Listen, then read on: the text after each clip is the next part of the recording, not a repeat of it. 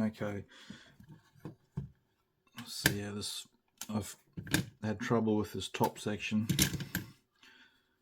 I glued the one side in, it wasn't flush with the other side.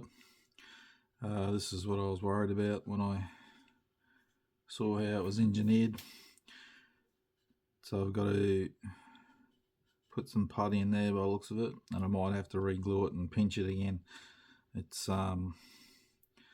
this section isn't going out far enough, but when I squeeze the fuselage in, it's right here, but then it's too far in on this piece, so I'm gonna have to come back and do something better there. Yeah, now this isn't gospel, this might be just me, but my fuselage did go together alright, so I can't see why that wouldn't fit. I've started to sort out the rocket tubes. I've got to clean them up yet. I'll just trim them off the sprues. Wheels. So I'm using the weight on wheel ones, but you got the 3 hubs, and because I'm doing this one, obviously they don't show you what wheels they are. I looked up the 405th Fire Group 9th Air Force and found some black and white images of P-47s, and from what I can tell they had this hub, the ones I looked at anyway, but again I'm not saying that's gospel, and personally I wouldn't really care which one I use, but I'm making an effort. Tank, so I'm doing the belly tank, and let's move that. They show, okay, there's the belly tank, but they're showing you putting on a pylon. That would be if you were putting it on a wing, and to be honest I'm not sure this was ever used on the wing. I've only ever seen them in the belly, so it's going there. You don't need, well, I'll glue this section together and then I'm going to check. It should just attach to here because I've got to put in the pylon, these pieces that hold the tank, attachment points go there, so really that should just come in and then just sit on there like that. You don't need the pylon. I've also did a bit of sanding here, then I went back to fix this up, but there's some gaps I'm gonna have to take care of there. Just for ease, I'm probably just going to use super glue to do it. I've started cleaning up the wings. I sanded them up. Now, because the guns go in, you've got a seam line in between those guns, so I cut a really thin strip of sandpaper and I just went in between and worked it backwards and forwards in between the barrels just to clean up that seam line.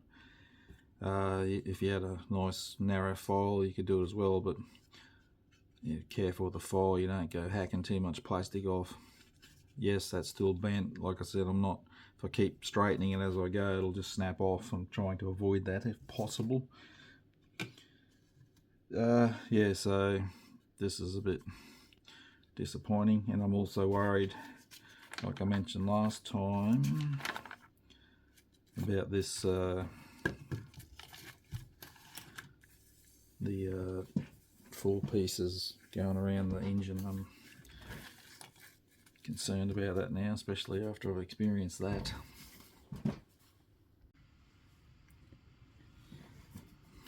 This piece here, I re-glued it and just put some Tamiya tape over it to keep it flush. Still going to need a bit of putty there by the looks of it. Yeah, that's the best I could get it. putting the halves of the drop tank together. So you got the pins and the male-female connection. The one I did, I found the pins wouldn't fit in those holes, so I drilled them out, and then it was fine, but the pins were too tight and it wouldn't get a flush fit. Rocket tube, so the two halves, they don't, so you got that piece there, big long section, big long tab, needs to go into the slot on the other half. I found that too tight, so I square blade and I thinned it down like that. And also on this section is the ejection pin marks. There's one that's a bit pronounced, so I had to sand that back. And when I glued this one together, I managed to break that little piece which attaches to the wing. I've still got to put the ends on, but yeah, again, careful with your small parts, even though that's moulded part of it.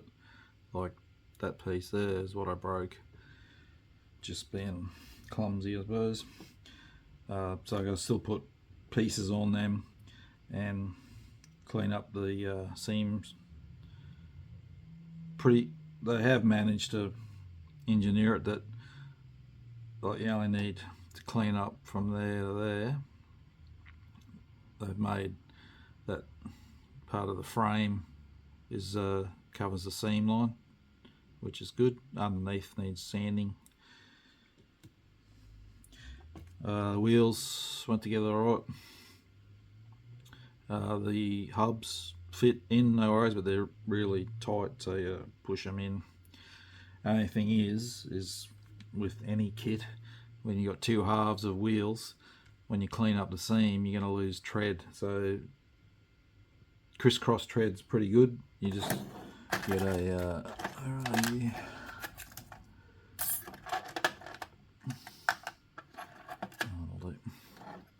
razor saw and just, you can see I broke that one all. You just go over the like that, just to put the tread back in. That's how I do it anyway. We could use a blade if you wanted to,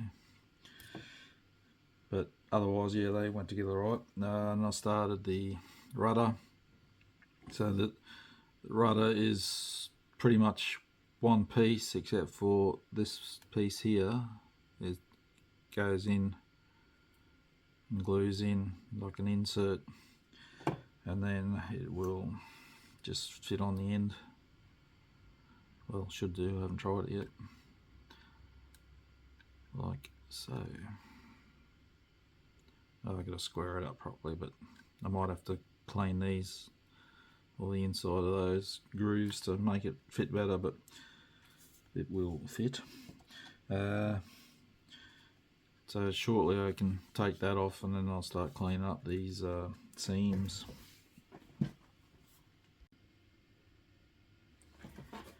I've cleaned up the seam lines, so now I just need to rescribe, put in the panel lines and the rivets, and here I need to put in, there's a panel line that runs like a tear shape, the shape of that, so to put that back in, and put some rivets there. And I've got the, as you can see, the rudder on. That didn't want to sit straight, so I've glued the top, and I've put some Tamiya tape to hold it in position to glue the bottom. This little bump you can see on the front of the stabilizer, that's supposed to be there. Don't sand it off thinking it's part of the ejection sprue gate. Once I get this panel panels rescribed. Now I can start looking at getting these wings on. Again, I still need to check these fits before I glue it. And then that, what I'm dreading is the